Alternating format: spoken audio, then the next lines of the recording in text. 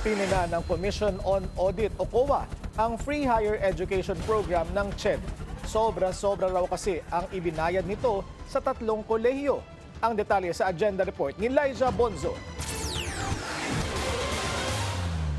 Mahigit 295 million peso overpayment ang nakita ng Commission on Audit sa nag-implementasyon ng Free Higher Education Program para sa local universities and colleges o LUCs.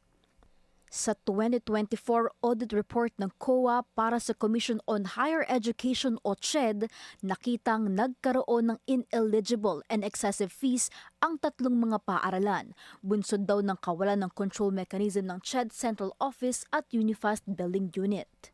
Ayon sa COA, ang mga LUC na nakatanggap ng overpayment ay ang Gordon College, Pamantasan ng Kabuyao o PNC at Tangob City Global College o TCGC na nakapagtala ng pinakamalaking overpayment na nagkakahalaga ng mahigit 220 million pesos.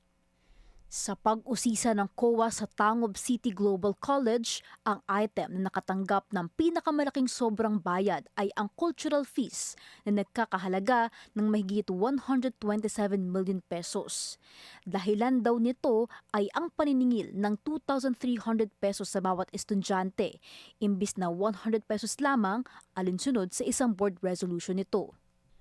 Pamantasan ng Kabuyao o PNC ang ikalawa sa may malaking overpayment kung saan development ang item na nakatanggap ng pinakamalaking sobrang bayad na nagkakahalaga ng mahigit 49 million pesos. Imbis kasi 1,100 pesos lamang na fee, naningil ang paaralan ng 1,880 pesos kada estudyante, 780 pesos ang sobra. Sa Gordon College naman, nagkaroon ng mismatch sa definisyon ng laboratory room. Napag-alaman ng COA na isang audiovisual room o AVR pala ang pinatutungkulan ng item na to. Sa report ng komisyon, nagkaroon ng mahigit 18 million peso overpayment para sa laboratory fee o AVR ng paaralan. Paliwanag ng Gordon College, ang AVR ay isang educational facility na ginagamit para sa instructional at research activities, kaya ipinabilang ito sa ilalim ng laboratory fees. Pero giit ng COA, hindi classified na laboratory room ang AVR base sa standard definitions. Ang laboratory room daw kasi ay isang specialized facility na idinisenyo para sa scientific research, medical experimentation at iba pang hands-on applications na itinuturo sa paaralan. Ang AVR daw ay mas maituturing bilang lecture o presentation room.